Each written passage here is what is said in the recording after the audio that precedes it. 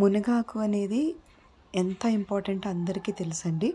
Especially detoxification బాడీలో ఉన్న టాక్సిన్స్‌ని బయటికి పంపించేస్తుంది మునగాకు. యాంటీ క్యాన్సరస్ ప్రాపర్టీస్ కలిగి ఉంటుంది. హై బ్లడ్ ప్రెషర్‌ని తగ్గించడానికి ఉపయోగపడుతూ హార్ట్ అటాక్‌ని ప్రివెంట్ చేస్తుంది. డయాబెటిస్ వాళ్ళకి ఇది చాలా మంచిది. బ్లడ్ షుగర్ లెవెల్స్‌ని తగ్గిస్తుంది. స్కిన్ అండ్ హెయిర్ హెల్త్ బాగా ఉండాలని కోరుకున్న వాళ్ళు ఇది ది బెస్ట్ అని చెప్పుకోవచ్చు. Because it is rich in antioxidants. Brief explanation అండి ఫస్ట్. తర్వాత ఇందులో వాడిన మనం అల్లం గురించి తెలియని వాళ్ళు it relieves body pains. Especially DNA damage అవ్వకుండా అది హైలీ ప్రొటెక్ట్ చేస్తుంది. ఎప్పుడైతే డిఎన్ఏ అనేది సెక్యూర్డ్గా ఉంటుందో డ్యామేజ్ అవ్వకుండా రెస్పిరేటరీ ప్రాబ్లమ్స్ అనేవి ఉండవు. At the same time life span పెరుగుతుంది.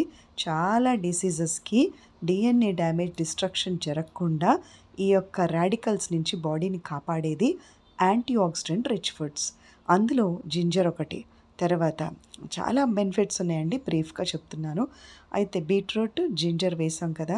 క్యారెట్లో ఉన్న ఎలైల్ సల్ఫైడ్స్ అనేవి, తర్వాత బీటా కెరోటిన్, ఆల్ఫా కెరోటిన్ చాలా ఉంటాయన్నమాట.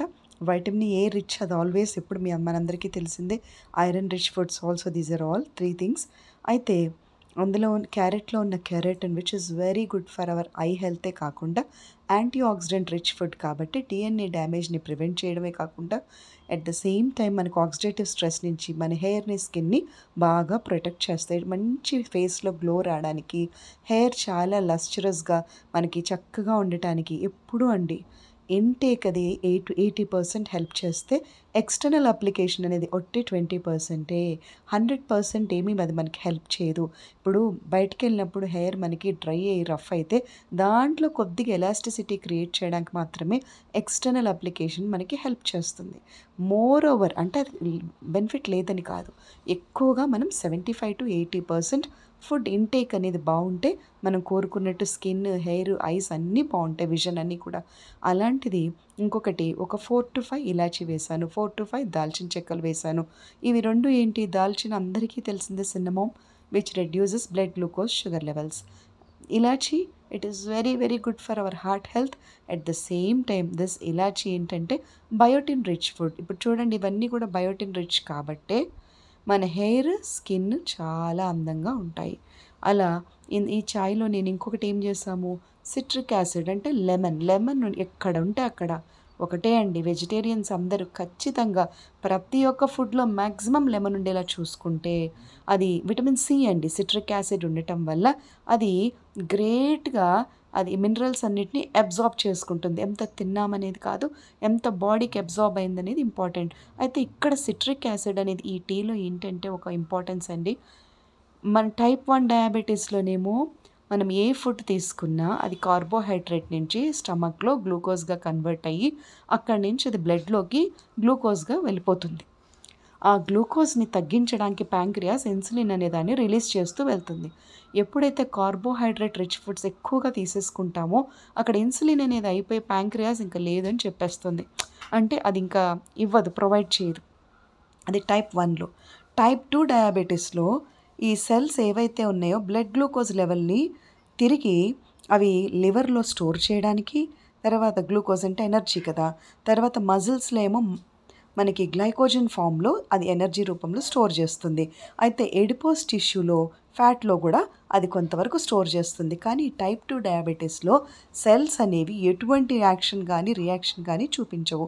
దాన్ని low sensitivity of or insulin resistance అంటారు. అంటే ఆ ఇన్సులిన్కి అవి ఇన్సులిన్ ఉంటుంది కానీ అది ప్రాపర్గా ఫంక్షనింగ్ జరగదు. సో అది చేయాల్సిన పని చేయదు, ఎందుకంటే సెల్స్ వాటికి రెస్పాన్స్ అవ్వటం లేదు. ఇవన్నీ కూడా ఈ సిట్రిక్ యాసిడ్ అనేది చాలా ఇంపార్టెంట్ అనమాట. ఇక్కడ ఒకటి గుర్తుపెట్టుకోండి, ఒక వే రీచ్ అవ్వడానికి ఎన్నో దారులు ఉన్నట్టుగా, ఒక గోల్ రీచ్ అవ్వడానికి ఎన్నో వేస్ ఉన్నట్టుగా, మనకు ఒక డిసీజ్ అనేది తగ్గడానికి ఫస్ట్ మేజర్ షీల్డ్ హ్యూమన్ బీయింగ్స్కి ఇమ్యూనిటీ పెంచుకోవడం. ఇమ్యూనిటీ అనేది డిఎన్ఏ డ్యామేజ్ డిస్ట్రక్షన్ కనుక అయితే ఇమ్యూనిటీ తగ్గిపోతుంది. ఈ ఎక్వైర్డ్ ఇమ్యూనిటీ అనేది మనం ఎంత పెంచుకోగలిగితే అంత మంచిదన్నమాట. బయట ఉన్న టాక్సిన్స్, ఫ్రీ రాడికల్సే కాకుండా బాడీలో జరిగే మెటబాలిక్ యాక్టివిటీస్ ద్వారా కూడా చాలా ఫ్రీ రాడికల్స్ అనేవి ఉత్పన్నమయ్యి అవి బాడీలో ఎప్పటికప్పుడు సెల్స్ని డ్యామేజ్ చేస్తాయి. ఆ ఉపయోగపడే సెల్స్ని కూడా డ్యామేజ్ చేస్తూ ఉంటాయి. వాటి నుంచి మనం ప్రొటెక్ట్ చేసుకోవాలి బాడీని అంటే మనం ఖచ్చితంగా యాంటీ ఆక్సిడెంట్ రిచ్ ఫుడ్ ఖచ్చితంగా తీసుకోవాలి. అయితే ఇక్కడ ఒక ఇంపార్టెంట్ విషయం, మీరు ఏ ఫుడ్లో అయినా కార్బోహైడ్రేట్ ఉంటుంది మోస్ట్లీ. అవన్నీ బ్లడ్లోకి వెళ్తే ఖచ్చితంగా షుగర్ లెవెల్ పెరుగుతాయి. సో అది ప్రివెంట్ చేయడానికి కూడా ఇది నెంబర్ వన్ మనకి చాలా బాగా హెల్ప్ చేస్తుంది. అయితే prevention is better than cure లాగా డిసీజెస్ని ప్రివెన్షన్ చేయడానికి ఉపయోగపడే ఇవన్నీ హెర్బ్స్ అండి. ఒకసారి డిసీజ్ వచ్చాక దాని మెడికేషన్ మళ్ళీ వేరే ఉంటుంది. ఎప్పుడు కూడా లైఫ్ స్టైల్ డిజార్డర్స్ మనం చక్కగా మన డైట్తోనే చేంజ్ చేసుకోవచ్చు. డైట్ అంటే తినాల్సిన ఫుడ్ తినకుండా ఉండటం కాదు. ఆవకాయ పప్పు నెయ్యి ఛానల్ నేను ఎస్టాబ్లిష్ చేసిందే taste is never far to nutrition. చాలా మందిలో ఏంటంటే యూట్యూబ్లో గూగుల్లో ఎక్కువగా చూసేసి ఏంటేంటో రకరకాల ఇన్ఫర్మేషన్ తీసుకొని people are in a great confusion. అసలు ఏది తీసుకోవాలి ఏది తీసుకోకూడదో అర్థం కావట్లేదు. అలా కాకుండా ఇది green tea is rich with gallic acid అండి. ఒక ఎగ్జాంపుల్, గ్యాలిక్ యాసిడ్ రిచ్ అంటే అది హై బ్లడ్ ప్రెషర్ని చాలా బాగా కంట్రోల్లో ఉంచుతుంది. అట్ ద సేమ్ టైం ఈ గ్రీన్ టీ అనేది రిచ్ ఇన్ యాంటీ ఆక్సిడెంట్స్ అనమాట. ఈ యాంటీ ఆక్సిడెంట్ రిచ్ ఫుడ్ ఎప్పుడైతే తీసుకుంటామో ఇది బ్లడ్ ప్రెషర్ని తగ్గించడమే కాకుండా ఫ్రీ రాడికల్స్ నుంచి బాడీని ప్రొటెక్ట్ చేస్తుంది. సో అలాంటి ఒక గ్రీన్ టీ, దాల్చిన చెక్క, మనం చూడండి ఇలాచి, బయోటిన్, రిచ్ ఇన్ బయోటిన్స్ ఇవన్నీ కూడా, అండ్ మొరింగా లీవ్స్ ఇవన్నీ తీసుకున్నప్పుడు vitamin C rich also. Moringa calcium rich అంటే అన్నిటికన్నా ద ఫస్ట్ లీఫీ వెజిటబుల్ ఏదన్నా ఉంది కాల్షియం రిచ్ అంటే మనకి మొరింగాని. ఏజ్డ్ లేడీస్ అందరికీ కూడా ఆస్టియోపోరోసిస్, ఈ కాల్షియం తగ్గిపోవడం లాంటివి జరుగుతున్నాయి. ఇది ఏదో మనకి బర్డెన్లా, మీరు ఇది తప్పకుండా రోజుకు 2 సార్లు తీసుకోవాలి.